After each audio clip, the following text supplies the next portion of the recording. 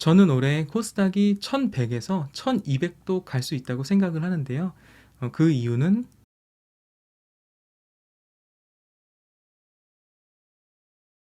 안녕하세요. 에이스입니다. 1월 말 주식시장에 조정이 나온 후에 다행스럽게 반등이 나오긴 했지만 그 이후에 이렇다 할 방향성이 없이 횡보를 하다가 명절을 맞이하게 됐죠. 물론 명절 연휴를 앞두고 투심이 약해져서 그럴 수 있지만 크게 별다른 움직임이 없다 보니 많은 개인 투자자분들이 명절 연휴 이후에 방향성에 대해서 궁금해 하시는 것 같아요. 그래서 제가 준비해 봤는데요.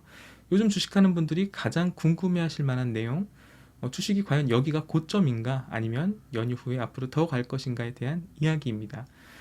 결론부터 말씀을 드리자면 저는 지수가 여기서 한참 더 갈 거라고 보는 입장이에요. 제가 뭐 정확히 얼마까지 간다 이걸 맞출 수는 없겠죠. 맞출 능력도 안 되고요. 그러나 저는 올해 코스닥 기준으로 1100에서 1200 정도는 돌파할 수 있지 않을까 기대를 해봅니다. 그리고 만약 그 이후에 더 상승 탄력을 받게 되면 그때는 흐름을 봐서 더 갈 수도 있지 않을까 짐작을 하고 있고요.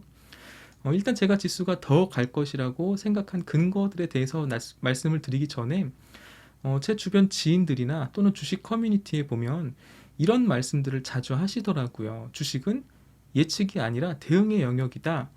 여러분들도 이 이야기 한 번쯤은 다 들어보셨죠? 그런데 이 말을 잘못 이해하고 계시는 분들이 많은 것 같아요. 대응이라고 해서 막 준비 없이 가만히 있다가 벌어지는 일들, 닥치는 일들에 대해서 무슨 반사신경으로 날아오는 물건 피하듯이 그렇게 대응을 하라는 말이 결코 아닙니다. 주식시장에서 잘 대응하기 위해서는 앞으로 벌어질 일들과 시나리오에 대해서 많은 고민과 이미지 트레이닝 또는 시뮬레이션을 갖고 있는 사람들만이 대응을 잘 할 수가 있어요. 다시 말해서 예측을 잘 하고 있어야 대응을 잘 할 수가 있다라는 말이에요. 한번 예를 들어 볼게요. 여러분들이 영업을 하고 또 바이어들을 상대한다라고 한번 해봅시다. 영업은 물론 순발력과 센스가 중요하죠. 그렇다고 아무 준비 없이 바이어들을 만나러 가나요? 상대 측에서는 어떻게 나올지, 무슨 자료를 요구할지, 무슨 질문을 할지를 다 예측해서 철저히 준비를 하고 나가죠.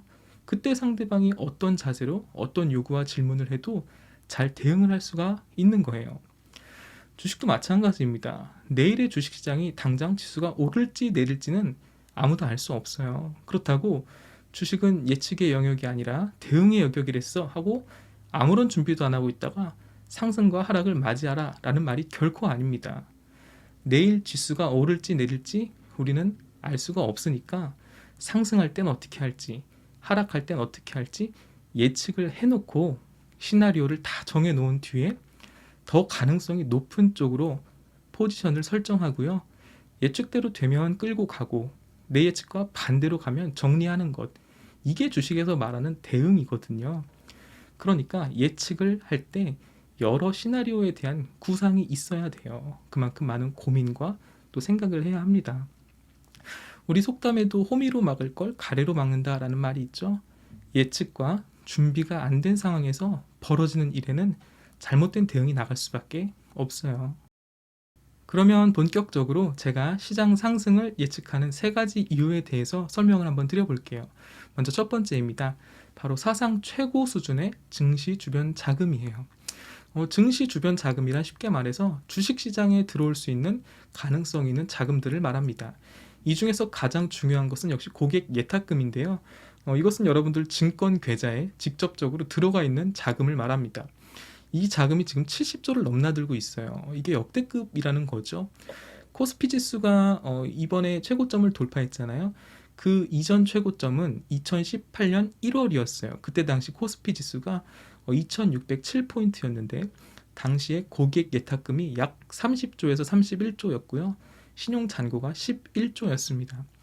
지금은 코스피가 3000 위에서 지지를 해주고 있는데 현재 고객 예탁금이 70조 아래로 살짝 내려왔고 신용 잔고가 20조에서 21조 수준입니다. 이 고객 예탁금뿐 아니라 CMA 잔고도 60조가 넘었고요. 이런 자금들은 아직 주식시장에 들어오지는 않았지만 언제든지 주식시장에 들어올 수 있는 대기 자금들이에요. 지난 3월 코로나 급락 이후에 종합지수가 급반등하면서 주식으로 돈 벌었다는 사람들이 많아지자 포모 현상이 일어났죠. 여기서 만약에 지수가 더 떨어지면 저 엄청난 자금들이 어떻게 될까요? 경험을 통해 사람들은 때를 보고 있을 거예요. 더 떨어져 봐라. 이번엔 나도 들어간다. 라고 말이죠. 주식시장에 이렇게 돈이 많이 풀리게 된 많은 이유들이 있지만 그런 내용들까지 다 다루면 영상이 너무 길어지니까 그런 부분들은 생략할게요. 한 가지만 기억하세요. 지금 시장은 사상 최고로 돈이 넘쳐나는 시장이라는 거예요. 만약에 여기서 지수가 하락하면 개인들은 분명히 더 삽니다. 이제는 막 하루에 4조씩 사요. 지난 1월 한 달 동안 또 2월 2주 동안 개인들이 매수한 순 금액이 작년 1년 전체 매수한 금액의 약 40%가 넘었다고 하죠. 개인들이 지금 자금이 막강한 거거든요. 이 풍부한 유동성은 시장을 떠받치는 힘이 되는 것입니다. 가끔 주식 커뮤니티를 보면 신용 잔고가 너무 많다. 신용 잔고가 이렇게 많아지면 분명히 고점이다. 위험하다. 하면서 걱정하는 분들이 많던데 맞습니다. 과거의 경험상 신용 잔고가 높으면 안 좋은 것이죠. 위험한 건 맞아요. 그런데 신용 잔고가 높아지는 만큼 증시 주변 자금, 고객 예탁금은 더 늘고 있어요.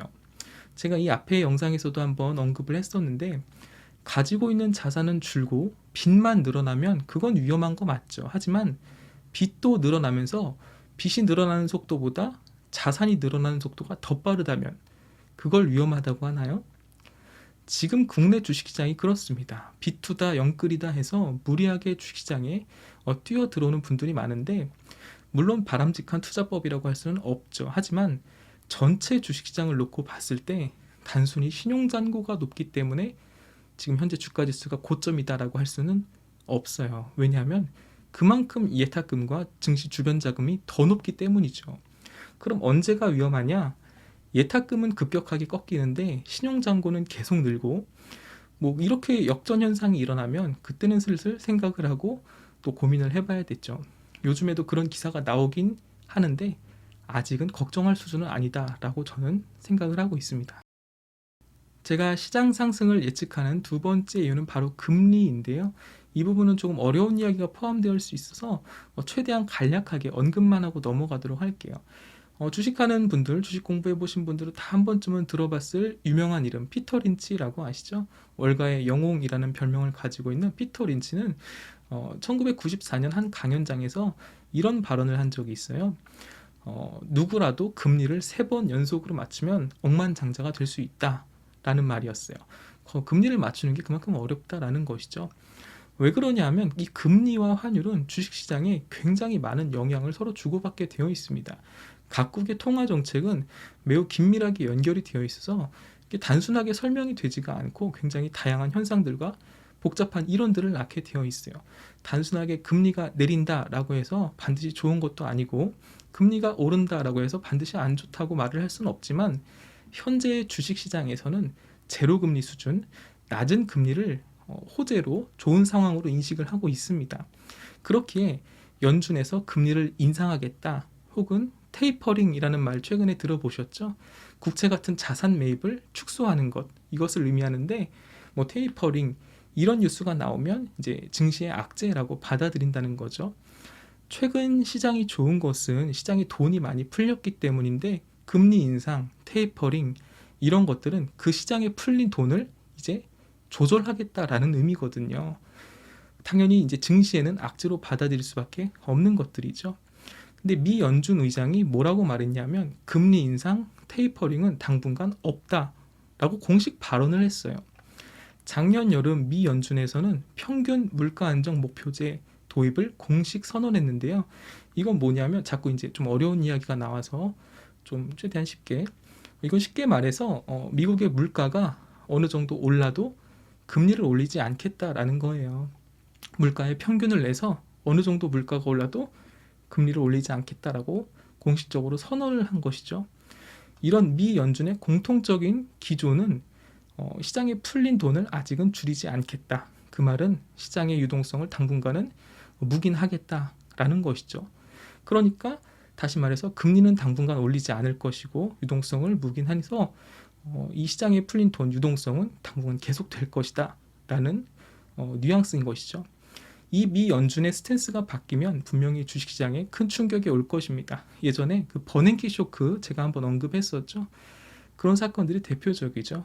양적 완화 정책이 꺾이고 시장의 유동성을 조절하게 되면 그때는 시장에 큰 충격이 올 거예요. 그러나 아직은 아니라는 것이죠.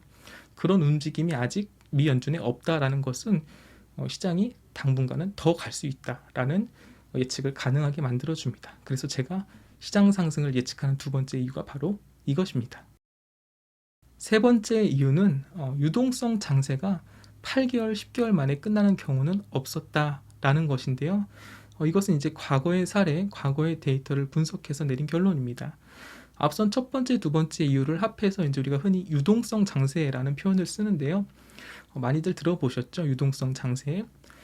저는 작년 코로나 이후에 3월달 지수가 급락할 때 사실은 지수가 쌍바닥을 만들 줄 알았어요. 지수가 V자로 급반등하는 것은 정말 어려운 일이고 아주 드문 경우이기 때문에 어느 정도 쌍바닥을 찍으면 W자를 그리면 들어가야지라고 준비하고 있었던 상황인데 제 예상이 보기 좋게 빗나갔죠. 쌍바닥 없이 그냥 V자로 날아가 버린 거예요. 저는 제 예측이 왜 틀렸나 열심히 시장 분석을 했고 이건 유동성 장세의 시작이다라고 판단을 했어요. 그래서 주변 사람들에게 절대 인버스 사지 마라. 시장 더 간다. 실물 경제니 뭐 이런 얘기 하지 말고 그냥 차라리 현금을 들고 있어라. 인버스 사지 마라. 이렇게 말을 했었죠. 근데 뉴스나 기사를 보니까 개인 투자자들이 인버스, 곧버스를 엄청나게 많이 매수했더라고요. 저는 솔직히 개인적으로 좀 궁금했어요. 저 사람들 저거 괜찮을까? 결론이 어떻게 될까? 근데 아니나 다를까 시장은 역대급으로 상승하면서 인버스 매수하신 분들이 꽤 큰 손실을 보게 되었죠. 제 주변에 인버스 매수한 사람 딱 한 명 있습니다. 인버스를 왜 샀냐고 제가 그렇게 사지 말라고 했는데 왜 샀냐라고 물어봤더니 시장이 너무 많이 올라서 떨어질 줄 알았다는 거예요. 그래서 내가 물어봤죠. 그랬더니 자기 감이랍니다. 이 감으로 너무 오른 것 같아서 이쯤이면 떨어지지 않을까? 라고 인버스에 비중 베팅을 했다가 좀 손실을 보신 분이 계십니다. 아마 인버스 매수하신 분들 10명 중 8, 9명은 이거 너무 올랐는데 이 정도면 고점인데 이렇게 오르면 떨어지지 않을까? 이런 감으로 사셨겠죠. 근데 여러분 이 유동성 장세라는 게 그렇지가 않습니다. 주식에는 사이클이라는 게 있어요. 예를 들어서 유동성 장세라든지 아니면 뭐 반도체 슈퍼사이클 또는 뭐 차화정 시세 또는 제약바이오 랠리 뭐 이런 사이클들이 한 번 시작해서 흐름을 타기 시작하면 몇 개월 만에 끝나는 경우는 잘 없습니다. 혹시 짧게 끝난 유동성 장세가 있다면 저에게 알려주세요. 제가 잘 모르는 부분일 수 있으니까. 보통 이런 슈퍼사이클은 한 번 시작하면 기본이 1년입니다. 반도체도 마찬가지고요. 보통 1년 6개월, 길게는 막 2년까지도 가거든요. 우리 시장이 지난 4월부터 반등이 시작해서 이제 2월 다 안 됐거든요. 아직 1년도 안 됐는데 이렇게 역대급 돈이 풀리는 역대급 유동성 장세가 불과 1년도 안 돼서 끝나고 하락을 한다? 그리고 시장에 풀린 돈이 갈 곳 없는 투자금이 된다? 저는 아니라고 봐요. 그런 일은 역사 속에 별로 없었던 것 같습니다. 이미 사람들의 관심이 부동산보다 지금은 주식시장에 더 몰려있고 그렇게 광풍이 몬 지금 상황이 그렇게 쉽게 꺾이지는 않을 거라고 저는 봐요. 지금 상황을 한번 보세요. 비트코인 광풍, 뭐 부동산은 조금은 잠잠하죠. 주식까지 자산이란 자산은 위험자산, 안전자산 할 것 없이 다 오르고 있습니다. 그만큼 시장에 돈이 많다는 이야기거든요. 그런데 이 열기가 그렇게 빨리 꺾여서 주식시장이 하락장이 된다? 저는 그렇지 않다라고 생각을 해요. 물론 언젠가는 이 돈잔치가 끝나겠죠. 그러나 지금은 아직은 아니라는 것이 저의 생각입니다. 과거에도 그랬어요. 이렇게 짧게 끝난 적이 없었다라는 거거든요. 유동성 장세가 끝날 때 나타나는 몇 가지 징조들이 있는데 저는 그런 징조들이 나오는지를 잘 체크해 가면서 계속 매수 의견을 유지하면서 시장에 참여할 생각입니다. 이 세 가지 이유 말고도 몇 가지 이유들이 더 있는데요. 환율도 그 중에 한 가지 이유가 되고요. 그 다음 우리나라 주식시장에 상장되어 있는 기업들의 총 EPS가 증가 추세인 것으로 볼 때 우리나라는 현재 고평가라고 볼 수가 없어요. 다른 나라에 비해 오히려 저평가된 부분이 있다라는 것도 또 하나의 이유가 될 수 있을 거예요. 제가 주식시장이 더 상승할 것이라고 생각하는 이유들에 대해서 이야기를 해보았는데 그럼 앞으로는 어떻게 할 것이냐라고 했을 때 저는 주식 비중을 당연히 더 높여놨습니다. 현금은 거의 없어요. 지금 현재 거의 주식 풀베팅입니다. 유동성 장세의 막바지에는 항상 실적 장세로 이어졌거든요. 개인적인 생각으로 저는 작년 연말 대형주들 위주로 큰 상승 랠리가 나왔었죠. 실적 좋은 중소형주들이 상대적으로 못 간 부분이 있거든요.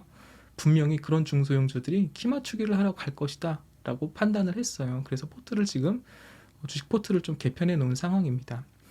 제가 지난 영상에서 조정장이 오면 어떻게 해야 하는지를 영상을 찍어 올렸었는데, 저도 1월 마지막 장 조정장에 몇 종목 손절을 하고 다른 종목을 매수했어요. 포트폴리오 개편을 했는데 1월은 손실로 마감했습니다. 근데 2월은 포트를 개편했으니까 이제 어떻게 될지 좀 지켜봐야겠죠. 저의 이야기를 듣고 어떤 쪽으로 결정을 하든 여러분들의 자유이고 또 여러분들의 판단에 달린 것입니다. 그러나 한 가지는 명심하세요. 상승을 예측하든 하락을 예측하든 횡보를 예측하든 입장을 정해서 반드시 움직이시라는 겁니다. 물론 관망하는 것도 하나의 입장이 될 수 있겠지만 아무것도 안 하면 아무것도 깨닫지 못해요. 그리고 아무것도 배울 수 없습니다. 시장 밖에서 관망하면서 시장을 바라보는 것과 내가 정말 투자를 하면서 시장 안에서 기쁨과 공포를 함께 체험하는 것은 분명히 큰 차이가 있습니다. 주식시장은 결국 계속 반복이 되거든요. 인간은 완전히 학습할 수는 없지만 과거의 경험, 또 내가 몸으로 터득한 경험치는 분명히 나의 다음의 투자에 도움을 줍니다. 그것도 큰 재산이 될 거예요. 영상 보신 모든 분들 성투하시길 바라고요. 제 의견에 대한 질문이나 반대 의견들은 언제든지 환영하니까 댓글로 달아주세요. 긴 영상 시청해주셔서 감사합니다.